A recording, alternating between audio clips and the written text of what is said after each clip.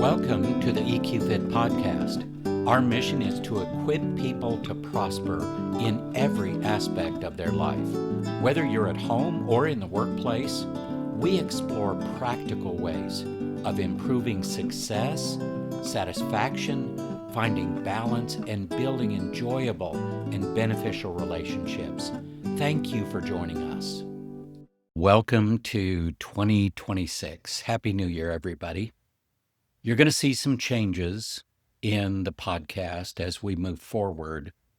And a lot of that comes from your feedback. So thank you for your feedback and for your help in making this podcast even more effective and better. The primary change that I have heard many people request is let's make these shorter, more bite-sized chunks so that people can take one thing at a time and really focus on. And that's what we're going to do. We started out at 30 to 45 minutes, and then we got it down into the mid to high 20-minute range. We're going to try and reduce that even further and bring a deeper but more narrow focus to what we're doing. So let's start. I'm starting a new series for supporting small businesses. So whether you're a small business owner or you work in a small business, what do I mean by small business? Small businesses are the backbone of the United States economy. Over 90% of all businesses are small businesses. I think it's a business under 200 employees. That may seem like a lot to you, but that's still considered a small business with most people. It's also probably something in the $100,000 to $15 to $20 million range in annual revenue. It could be a solopreneur. It could be one or two people. It could be a small team. It could be a 50 or even 75 employee organization. So what I'm sharing is for those people that are not mid-size or large organizations, and really those people who are the backbone of our economy. Today's focus is this. Most small business problems aren't really business problems. On paper, it looked like a business problem. Revenue had flattened, 2 good employees had quit within 6 months. Cash flow felt tighter than it should have. And every week brought another urgent issue that demanded attention. When I first sat down and talked with Mark, a smart, hardworking small business owner, he did not lack ideas. He had plenty of those. What he lacked was clarity. And more importantly, he didn't realize that what was limiting his business wasn't the market, wasn't his team, and wasn't his strategy. It was how he was thinking and responding under pressure. Mark ran a successful service business. From the outside, things looked fine. From the inside, he felt like he was constantly behind, always reacting, and quietly wondering why his effort wasn't producing the momentum that he expected. Here's what Mark was saying consistently. I feel like I'm working harder than ever, but the business isn't moving forward the way it should. That statement is a tell, because most small business problems aren't really business problems at all. They're internal operating system problems. Think of your brain as an internal operating system. That is the primary system that drives a small business. And here's the symptom trap that we need to be aware of. Revenue, staffing issues, missed goals, inconsistent execution, these are symptoms. They're visible, they're measurable, they're easy to point to. So naturally, most small business owners and leaders try to fix those directly. They tweak pricing, they hire faster or fire faster, they add new tools, new systems, new tactics, and sometimes that helps for a while. But when the same issues keep resurfacing in different forms, it's a sign that the root cause lives deeper, not in the business plan, but in the decision-making patterns of the person running the business. In Mark's case, pressure had quietly taken control. When stress spiked, his thinking narrowed. This is very common. When emotions take over, it's very difficult to access your higher cognitive thinking skills. And that's what Mark was seeing. That's what he was experiencing. He defaulted to urgency over importance. He jumped in to fix things instead of slowing down to lead. His emotional reactions, frustration, impatience, worry, were shaping his decisions long before logic ever showed up.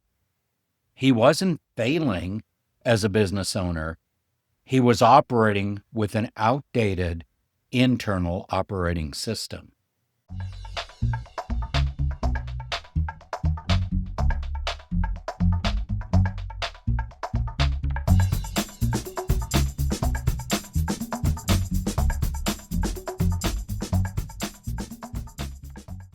Pressure changes how we think, and most owners and leaders in small businesses don't notice this. Under pressure, the brain doesn't seek wisdom, it seeks relief.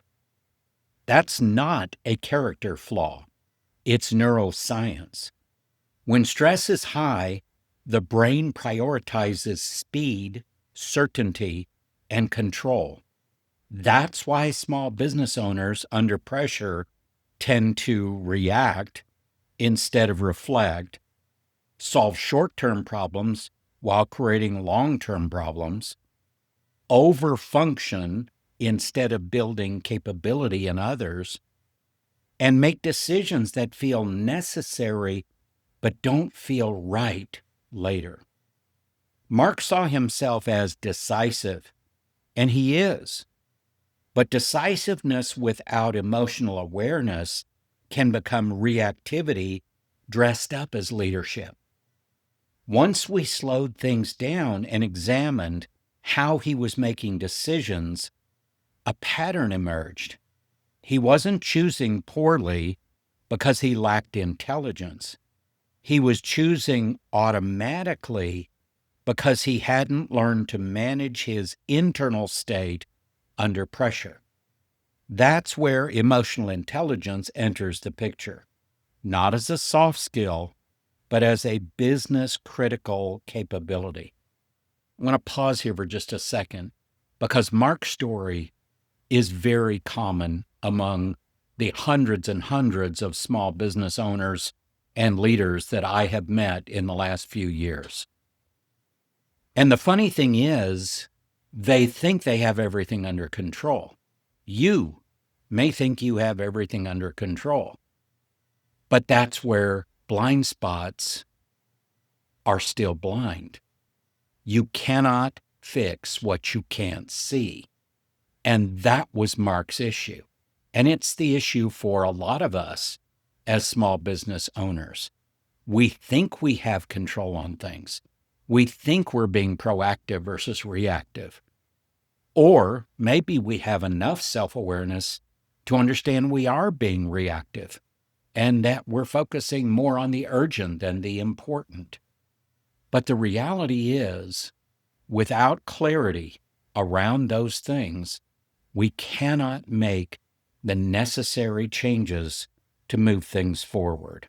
And that's why the skill of emotional intelligence is so critical. Our processes in our brain start with the emotional part of our brain and then eventually move to the logical part. And the time frame between those two can be very different depending on the intensity of emotions. And think about stress as a complex set of emotions: pressure, stress, anxiety, frustration, impatience. All of those are impacting us on a daily basis if we let them, if we don't have the emotional intelligence skills necessary to navigate those emotions for better and more strategic outcomes. So let's talk about the real upgrade that small business owners and leaders really need. Most owners try to upgrade their business before they upgrade themselves. You cannot grow your business unless you grow yourself. That's a reality. Your growth, if you're the business owner or leader, the growth of your business will always be limited by your personal growth and your personal capacity. But your business will never outgrow the clarity, the emotional regulation, and self-awareness of the person leading it. That's what we just talked about. When Mark began to understand his emotional triggers, his stress responses, and his habitual ways of handling pressure, something changed, something shifted. Not overnight, but steadily. He stopped treating every issue as urgent. He paused before stepping in. He asked better questions instead of giving faster answers. And almost immediately, the business responded. Not because we changed his strategy, but because we changed the way he was showing up inside of the strategy. This is what I mean by upgrading the internal operating system. Here's a simple exercise to help reveal the real issues. If you're a small business owner or leader and you feel stuck or you feel overwhelmed or frustrated, try this. For the next week, don't focus on fixing problems. Instead, notice how you respond to those problems. At the end of each day, write down one decision you made under pressure, what you were feeling at the time, whether the decision was reactive or intentional. I have used that with many entrepreneurs and small business owners. And at first I get the same response. I'm not going to write that stuff down. That sounds like journaling. Let me tell you something about writing things down. There is a psychology behind that process that is so important to freeing up your brain to do better things in the future. Because when you write it down, it does several things for you. It releases it onto paper so that you can take some of that bandwidth back and use it for more productive outcomes. And there are many other benefits to doing that. So if you will do that and do it, not judging yourself here, but observing your patterns, most owners and leaders are shocked by what they see, not because it's bad, but because it's invisible.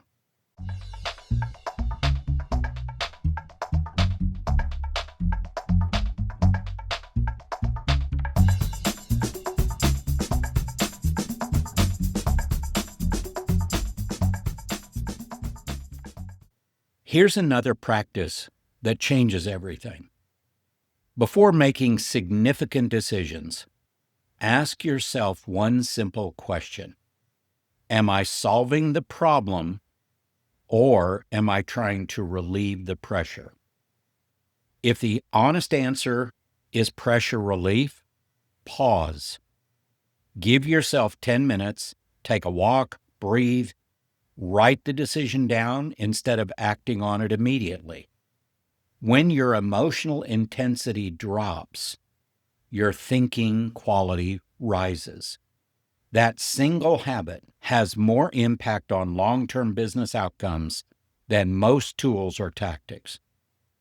As Mark upgraded his internal operating system, several things happened naturally. Number one, his team felt more trusted and less micromanaged. Number two, decisions became clearer and more consistent. Number three, stress decreased, even though the business challenges didn't disappear. And number four, growth became more sustainable instead of exhausting.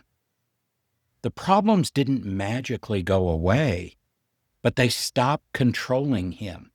And that's the real shift small business owners and leaders need. So, what can we take away from this? If you're facing revenue issues, team challenges, or stalled growth, don't start by asking, what should I do differently in the business? Start by asking, how am I thinking? How am I deciding? And how am I responding under pressure? Because when you upgrade the owner, the leader, internally, you upgrade the business. That is a natural outcome. And not by pushing harder, but by thinking better, leading with more intentionality, and building the emotional intelligence that's required to navigate complexity with confidence. That's where real growth begins.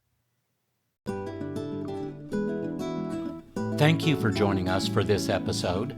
If you have any questions about this week's episode, or maybe a suggestion for future episodes you'd like us to explore, please contact us through our website at eqfit.org. For more information and inspiration, connect with us on LinkedIn, Facebook, and YouTube at EQFit.